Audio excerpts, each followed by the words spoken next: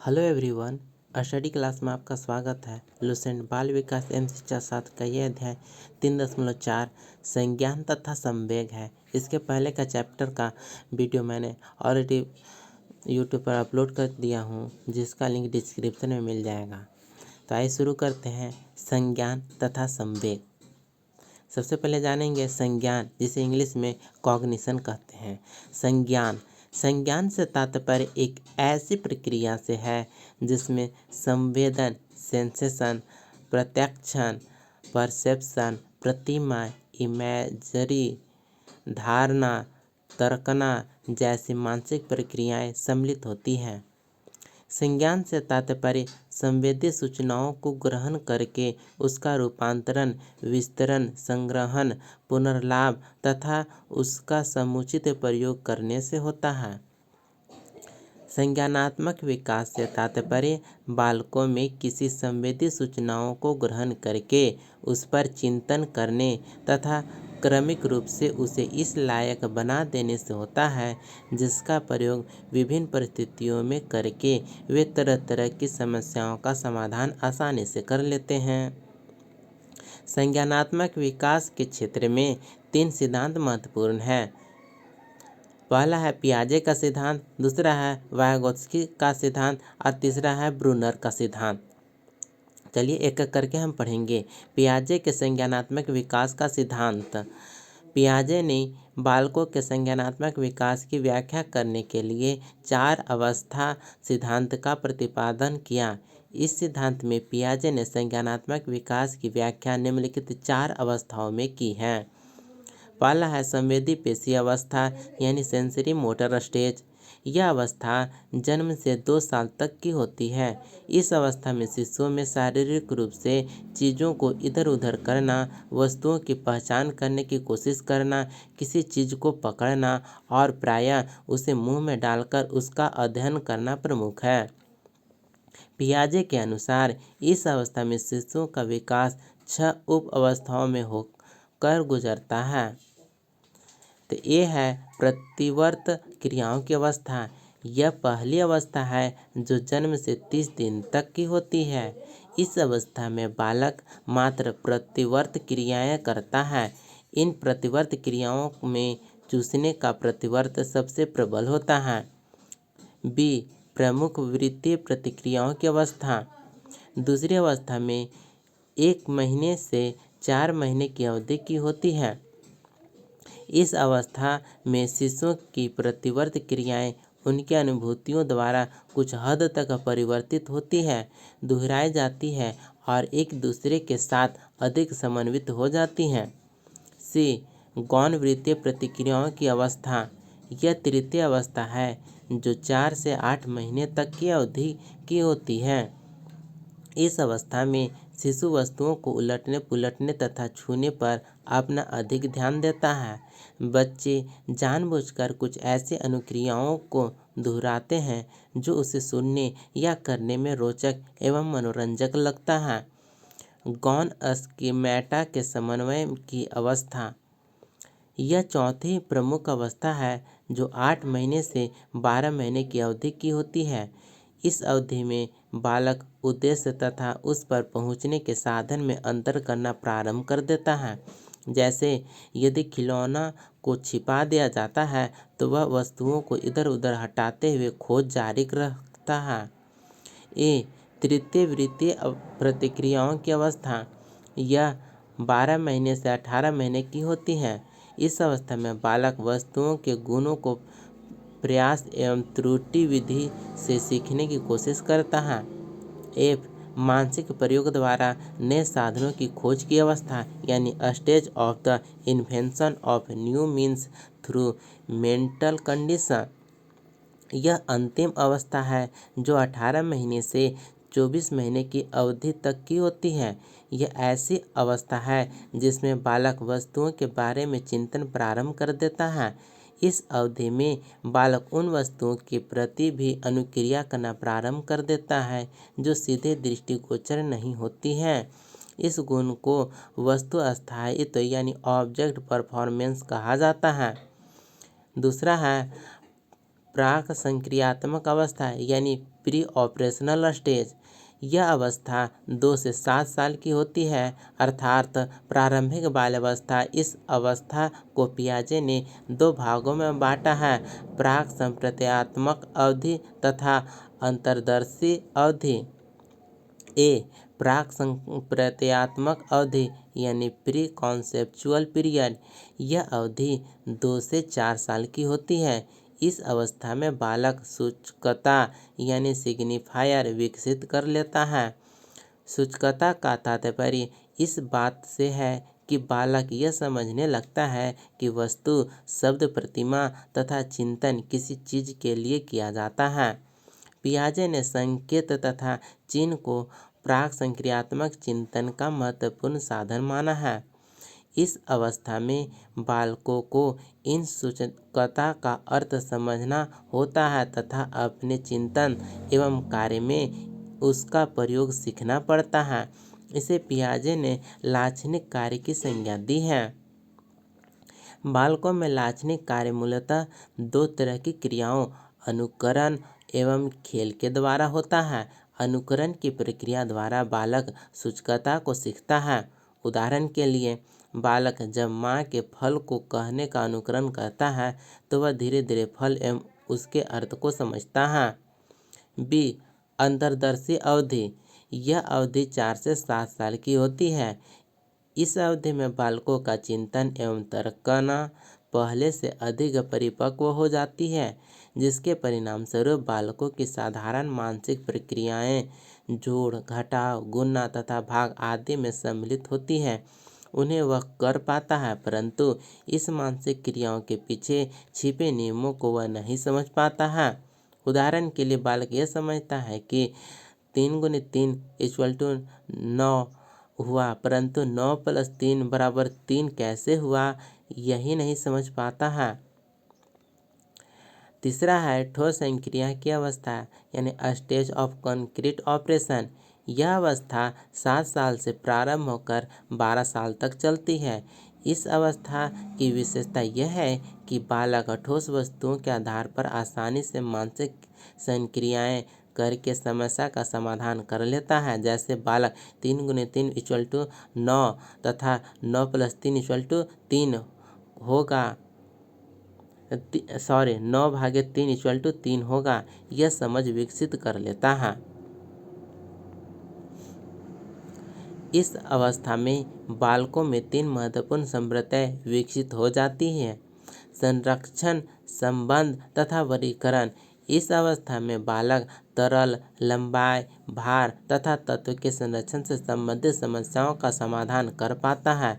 वे क्रमिक संबंधों से संबंधित समस्याओं का भी समाधान करते पाए जाते हैं। चौथा है औपचारिक संक्रिया की अवस्था यानी स्टेज ऑफ फॉर्मल ऑपरेशन।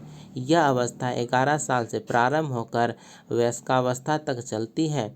इस अवस्था में किशोरों का चिंतन अधिक लचीला तथा प्रभावी हो जाता है। उसके चिंतन में पूर्ण क्रमबद्धता आ जाती है। इस अवस्था में बालकों के चिंतन में वस्तुनिष्ठता तथा वास्तविकता की भूमिका अधिक बढ़ जाती है, अर्थात बालकों में विकेंद्रण पूर्णतः विकसित हो जाता है। यह अवस्था किशोरों के शिक्षा के स्तर से सीधे प्रभावित होती है। ब्रूनर के संज्ञानात्मक विकास का सिद्धांत। ब्रूनर ने संज्ञानात्मक विकास के अध्ययन में मुख्य रूप से 2 प्रश्नों के उत्तर खोजने का प्रयास किया। शिशु किस ढंग से अपनी अनुभूतियों को मानसिक रूप से बताते हैं? शैशवावस्था तथा बाल्यावस्था में बालकों का मानसिक चिंतन कैसे होता है?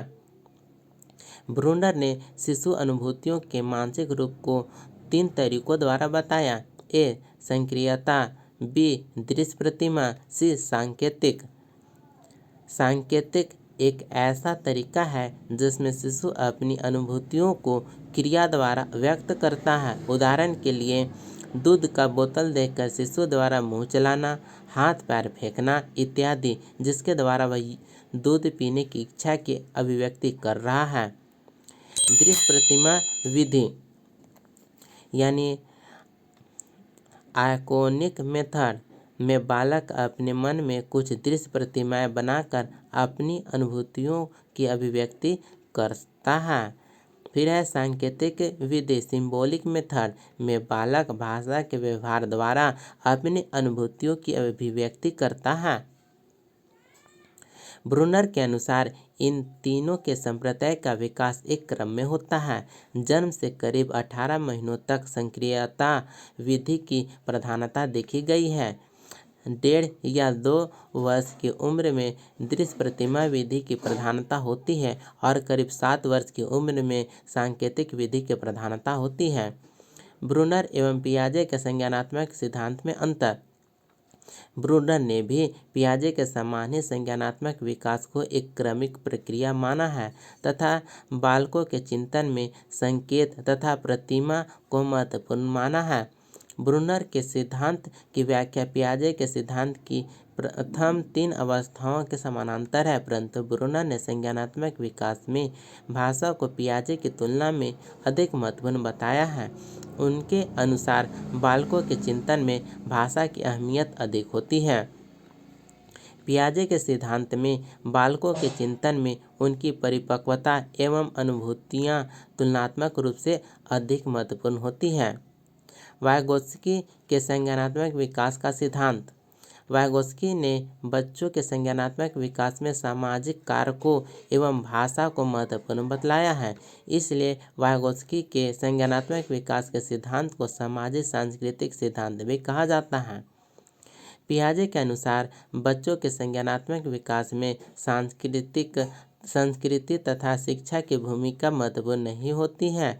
वाइगोत्स्की ने इसे अस्वीकृत कर दिया और यह बात कही कि बच्चे जिस उम्र में भी किसी संज्ञानात्मक कौशल को सीखते हैं, उन पर इस बात का अधिक प्रभाव पड़ता है कि क्या संस्कृति में उन्हें संगत सूचना तथा निर्देश प्राप्त हो रहा है या नहीं।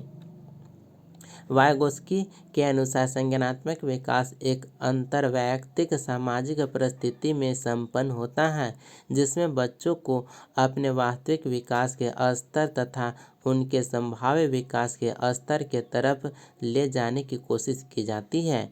इन दोनों स्तरों के बीच के अंतर को वाइगोत्स्की ने समीपस्थ विकास का क्षेत्र कहा है, यानी जोन ऑफ प्रोक्सिमल डेवलपमेंट या ZPD। समीपस्थ विकास के क्षेत्र का तात्पर्य बच्चों के लिए एक ऐसे कठिन कार्यों के प्रयास से होता है जिसे वह अकेले नहीं कर सकता है, लेकिन अन्य वयस्कों तथा कुशल सहयोगियों की मदद से उसे करना संभव है। संज्ञानात्मक विकास के न्यूनतम सिद्धांत। तो संज्ञानात्मक विकास के न्यूनतम सिद्धांत इस प्रकार से है। बच्चों के मन का सिद्धांत यानी चिल्ड्रंस थ्योरी ऑफ माइंड। बच्चों के मन का सिद्धांत से तात्पर्य उनमें अपनी सामाजिक अवस्थाओं तथा दूसरों की अवस्थाओं के बारे में उत्पन्न समझ से होता है। सूचना संसाधन उपागम। यह उपागम संज्ञानात्मक विकास की व्याख्या बच्चों में संज्ञान के मौलिक पहलू जैसे अवधान, स्मृति तथा मेटा संज्ञान से संबंधित वर्धित क्षमताओं के रूप में करता है। संज्ञान के इन सभी क्षेत्रों में प्रायः देखा जाता है कि उम्र बीतने से बच्चों में क्षमताएं विकसित एवं मजबूत होती है, क्योंकि उनमें सूचनाओं को संसाधित करने की क्षमता तीव्र होती है। ये इस प्रकार है: संसाधन की गति, अवधान तथा अनुक्रिया अवबोध, स्मृति मेमोरी, मेटा संज्ञान मेटाकॉग्निशन। इसके बाद पढ़ना है संवेग इमोशन। इमोशन के बारे में जानेंगे। संवेग पद का अंग्रेजी रूपांतर इमोशन, जो लैटिन शब्द इमोवर से बना है, संवेग व्यक्ति की उत्तेजित अवस्था का दूसरा नाम है। गेल्डार्ड के अनुसार संवेग क्रियाओं का उत्तेजक है। इंग्लिश तथा इंग्लिश के अनुसार संवेग एक जटिल भाव की अवस्था होती है जिसमें कुछ खास शारीरिक एवं ग्रंथीय क्रियाएं होती है। बेरान बर्न तथा कैंटोविज के अनुसार संवेग से तात्पर्य एक ऐसी आत्मनिष्ठ भाव की अवस्था से होती है जिसमें कुछ शारीरिक उत्तेजना पैदा होती है और जिसमें कुछ खास व्यवहार होते हैं। बालकों के संवेगों का महत्व अग्रलिखित है। बालकों के प्रत्येक दिन के अनुभवों में संवेगों से आनंद जुड़ जाता है। बालकों को जिज्ञासा, स्नेह, हर्ष इत्यादि से सुखानुभूति प्राप्त होती है तथा क्रोध एवं भय जैसे संवेगों की अभिव्यक्ति कर बालक तनाव मुक्त हो जाता है।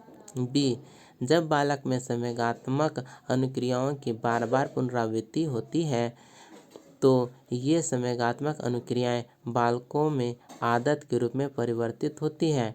सी, बालकों के संवेग असंवेगात्मक अनुक्रियाएं उसकी सामाजिक अंतःक्रियाओं को प्रभावित करती हैं। डी, बालक का जीवन के प्रति दृष्टिकोण संवेगों से प्रभावित होता है।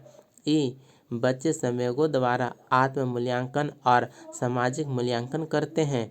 एफ, संवेग बालक को क्रियाशील बनाते हैं। जी, बालकों में संवेगों के कारण बढ़ी हुई क्रियाशीलता यदि व्यक्त नहीं हो पाती है तो उनमें वाणी संबंधी दोष उत्पन्न हो सकते हैं। एच, संवेगों में शारीरिक परिवर्तन होते हैं। इन परिवर्तनों से बालक के बारे में यह ज्ञान प्राप्त कर लिया जाता है कि बालक क्या और कैसा अनुभव कर रहा है। आई, बालकों के संवेग वह जिस वातावरण में रहता है इसके मनोवैज्ञानिक वातावरण को प्रभावित करते हैं जो बदले में बालक के व्यवहार को प्रभावित करता है। संवेगात्मक विकास की विशेषताएं यानी कैरेक्टरिस्टिक्स ऑफ इमोशनल डेवलपमेंट। संवेगात्मक विकास की विशेषताएं निम्नलिखित हैं। संवेगात्मक विकास एक क्रम से होता है। संवेगात्मक विकास साधारण से जटिल की ओर होता है। संवेगात्मक विकास में परिपक्वता का अनुभव वृद्धि से आती है। प्रशिक्षण द्वारा संवेगों का परिमार्जन किया जा सकता है। संवेगात्मक विकास और मानव व्यवहारों में सहसंबंध पाया जाता है। बालकों के संवेगों की विशेषताएं। बालकों के संवेग तीव्र होते हैं। बालकों के संवेग क्षणिक होते हैं। बालकों की संवेगात्मक अनुभूतियां बार बार अभिव्यक्त होती हैं। बालकों की संवेगात्मक अभिव्यक्तियों में व्यक्तिगत भिन्नता पाई जाती है। बालकों के संवेगों की शक्ति परिवर्तित होती रहती है। बालकों के संवेगों को उनके व्यवहार के लक्षणों द्वारा आसानी से पहचाना जा सकता है। बालकों के संवेग मूर्त वस्तुओं तथा परिस्थितियों से संबंधित होते हैं। यहाँ पर एज और संवेगों का विकास के बारे में है तो बर्थ के समय एक्साइटमेंट उत्तेजना होता है और 3 मंथ में एक्साइटमेंट के साथ डिस्ट्रेस और डिलाइट होता है। छठा महीना में एक्साइटमेंट 2 भागों में बढ़ जाता है, डिस्ट्रेस और डिलाइट, और आगे सो फियर, डिस्गस्ट और एंगर में बढ़ जाता है। 1 साल में एक्साइटमेंट है जो डिस्ट्रेस और डिलाइट में बटा रहता है और डिस्ट्रेस, फियर, डिस्गस्ट और एंगर में कन्वर्ट हो जाता है, और आगे डिलाइट है so elation, affection for adult में कन्वर्ट होता है। 1.5 से 2 साल में इसको में और भी वृद्धि होता है और एक्साइटमेंट है सो 2 डिस्ट्रेस और डिलाइट में बदला रहता है, और डिस्ट्रेस है सो फियर, डिस्गस्ट, एंगर और जेलस में कन्वर्ट होता है, और वहीं डिलाइट है so elation, affection for adult, affection for children इत्यादि में और भी मजबूती से एक्साइटमेंट होता है।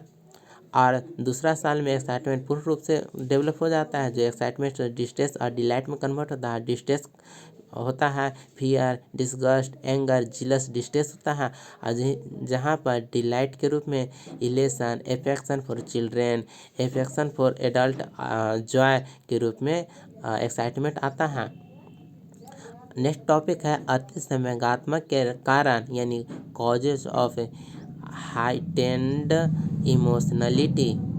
इसमें पहला पॉइंट है शारीरिक कारण यानी फिजिकल कॉजेज। शारीरिक कारणों में 3 कारण प्रमुख हैं: शरीर में विकासात्मक परिवर्तन, थकान और दुर्बल स्वास्थ्य।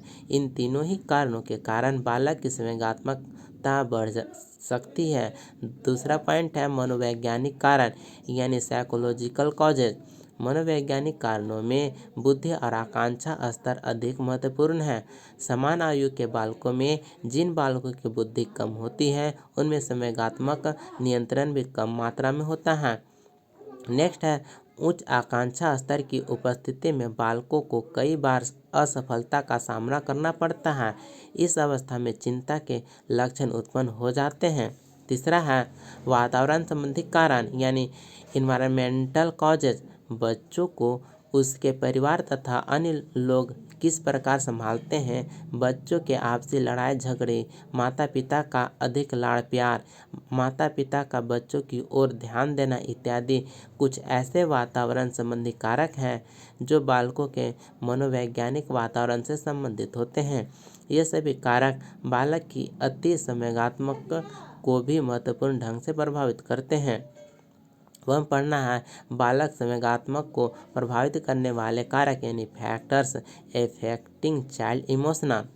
तो इसमें है शारीरिक स्वास्थ्य, सामाजिक वातावरण, पारिवारिक वातावरण, सामाजिक आर्थिक स्तर, परिवार का आकार, लिंग, थकान और भूख, बालक अभिभावक संबंध, बुद्धि, आत्मविश्वास, अव्यक्तित्व, ये सभी हैं बालक संवेगात्मक को प्रभावित करने वाले कारक।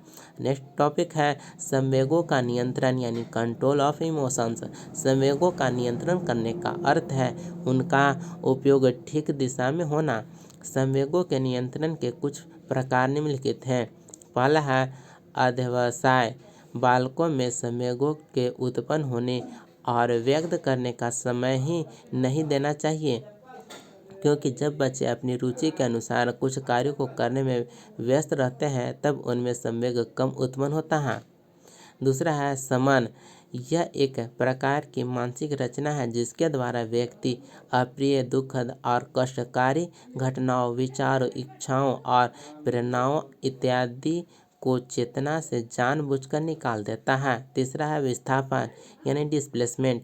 यह एक रचना है जिसमें किसी वस्तु या विचार से संबंधित संवेग किसी अन्य वस्तु या विचार से स्थानांतरित हो जाते हैं।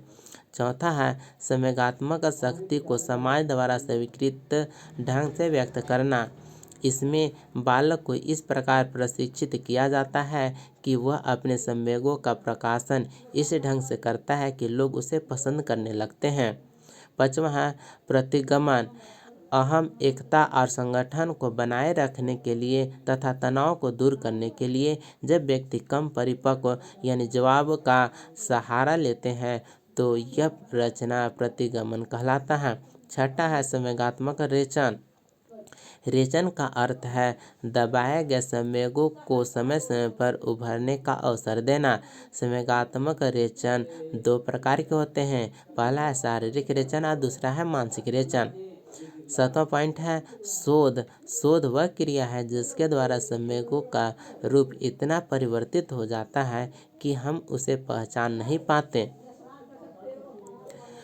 नेक्स्ट पॉइंट है बालकों तथा प्रौढ़ों के संवेगों में भिन्नता यानी difference between children's and adults emotions. तो पहला पॉइंट इसमें पढ़ेंगे बालकों के संवेग क्षणिक और अल्पकालीन होते हैं जबकि प्रौढ़ों के संवेग तीव्र और दीर्घकालीन होते हैं। दूसरा, बालक विभिन्न संवेगों जैसे क्रोध, घृणा, भय, प्रसन्नता इत्यादि का प्रदर्शन शीघ्रता से कर देते हैं, परंतु वयस्क व्यक्ति संवेगों का प्रदर्शन परिस्थिति के अनुसार करते हैं। तीसरा है प्रौढ़ों में संवेगों का प्रकाशन सामान्यतः एक ही रूप में होता है जबकि बालकों में संवेगों का प्रकाशन भिन्न भिन्न रूपों में होता है। चौथा पॉइंट है बालकों के संवेग की संख्या प्रौढ़ों से अधिक होती है। पांचवा पॉइंट है बालकों के संवेग अस्पष्ट होते हैं लेकिन प्रौढ़ों के संवेग अस्पष्ट होते हैं। छठा पॉइंट है बालकों के संवेग प्रौढ़ों की अपेक्षा अधिक तीव्र होती है। सातवां पॉइंट है बालकों के संवेग मूर्त वस्तुओं से संबंधित होते हैं। इसके विपरीत वयस्कों के संवेग मूर्त तथा अमूर्त दोनों से संबंधित होते हैं। अब हम पढ़ेंगे परीक्षोपयोगी तथ्य। यह परीक्षा के दृष्टिकोण से महत्वपूर्ण होते हैं। संज्ञान से तात्पर्य संवेदी सूचनाओं को ग्रहण करके उसका रूपांतरण, विस्तारण, संग्रहण, पुनर्लाभ तथा उसका समुचित प्रयोग करने से होता है। संज्ञानात्मक विकास के 3 सिद्धांत महत्वपूर्ण है। पियाजे का सिद्धांत, वाइगोत्स्की का सिद्धांत और ब्रूनर का सिद्धांत। पियाजे ने संज्ञानात्मक विकास को 4 भागों में बांटा है। ब्रूनर ने शिशु अनुभूतियों के मानसिक रूप को 3 तरीकों द्वारा बताया है: सक्रियता, दृश्य प्रतिमा और सांकेतिक। वाइगोत्स्की ने बच्चों के संज्ञानात्मक विकास में सामाजिक कारकों एवं भाषा को महत्वपूर्ण बताया है। वाइगोत्स्की के संज्ञानात्मक विकास के सिद्धांत को सामाजिक सांस्कृतिक सिद्धांत कहा जाता है। जेम्स लैक का सिद्धांत संवेगात्मक अनुभव तथा व्यवहार पर आधारित है। इनके अनुसार पहले संवेगात्मक व्यवहार होता है और तब संवेगात्मक अनुभूति होती है, अर्थात संवेगात्मक अनुभूति का होना संवेगात्मक व्यवहार पर निर्भर करता है। अमेरिकी मनोवैज्ञानिक अल्बर्ट बंटूरा सामाजिक संज्ञानात्मक अधिगम सिद्धांत से संबंधित हैं। बंटूरा का मानना है कि व्यक्ति समाज में रहता है और समाज में रहकर ही अधिगम प्राप्त करता है। पियाजे के सिद्धांत को संज्ञानात्मक विकास तक ले जाने वाले को रचनात्मक मार्ग कहा जाता है। पियाजे मुख्य रूप से संज्ञानात्मक विकास के लिए जाने जाते हैं। पियाजे द्वारा प्रतिपादित संज्ञानात्मक विकास सिद्धांत मानव बुद्धि की प्रकृति एवं उसके विकास से संबंधित एक विवाद सिद्धांत है। पियाजे का मानना है कि बच्चे अपनी दुनिया के लगभग सभी ज्ञान को अपनी गतिविधियों के द्वारा खोजते या निर्मित करते हैं। संज्ञानात्मक मनोविज्ञानी बंटूरा ने प्रेक्षणात्मक अधिगम संप्रत्यय सिद्धांत का प्रतिपादन किया, जिसमें व्यक्ति के व्यवहार को जानना तथा उसका प्रत्यक्षण करना पर विशेष जोर दिया गया। बंटूरा के नाम पर ही इसके सिद्धांत को बंटूरा का सामाजिक अधिगम सिद्धांत कहा जाता है। वुडवर्थ के अनुसार संवेग व्यक्ति के गति में अथवा आवेग में आने की स्थिति है। पी.टी. भुंज के अनुसार संवेग व्यक्ति का कुल तीव्र उपद्रव है जो मनोवैज्ञानिक कारणों से उत्पन्न होता है तथा इसके अंतर्गत व्यवहार, चेतन, अनुभव तथा अंतरंग क्रियाएं सम्मिलित रहती है। तो इस प्रकार से यह चैप्टर यहीं पर कंप्लीट होता है। इसके सभी चैप्टर मैंने बना रहा हूँ। अब पिछले वीडियो मैंने बना चुका हूँ जिसका लिंक डिस्क्रिप्शन में मिल जाएगा और नेक्स्ट वीडियो भी जल्दी अपलोड करूँगा। तो बने रहे हमारे साथ, मिलते हैं अगले वीडियो में। तब तक के लिए जय हिंद।